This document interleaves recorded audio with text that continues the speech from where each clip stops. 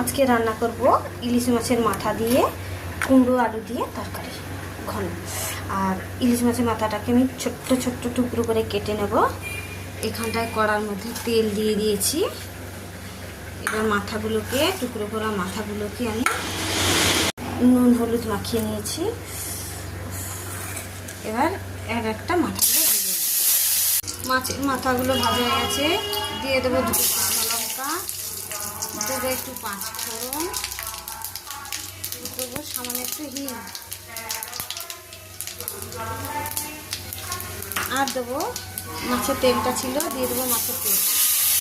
এবার এখানে আমি পাকা মিষ্টি কুমড়ো কেটে রেখেছি, সঙ্গে একটা আলু কেটে নিয়েছি, একটা টমেটো দিয়েছি, আর কয়েকটা কাঁচা লঙ্কা কেটে দিয়েছি। এবার কী করবো, এর মধ্যে ঢেলে দেবো। পরিমাণ মতন হলুদ, পরিমাণ মতন নুন দিলাম। এবার চাপা দিয়ে দেবো। তরকারিটা একটু মিষ্টি মিষ্টি হবে, তাই 1 টেবিল চামচ চিনি দিয়ে দিলাম।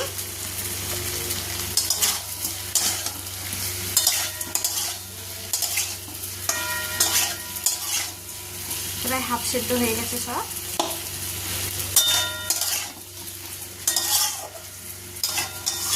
এবার এর মধ্যে দিয়ে দেবো ভেজে রাখা মাছের মাথাগুলো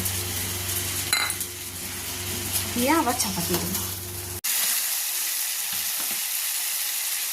হয়ে গেছে আমাদের ইলিশ মাছের মাথা দিয়ে পাকা কুমড়ো তরকারি। ভালো খাও বন্ধুরা, চলে এসো।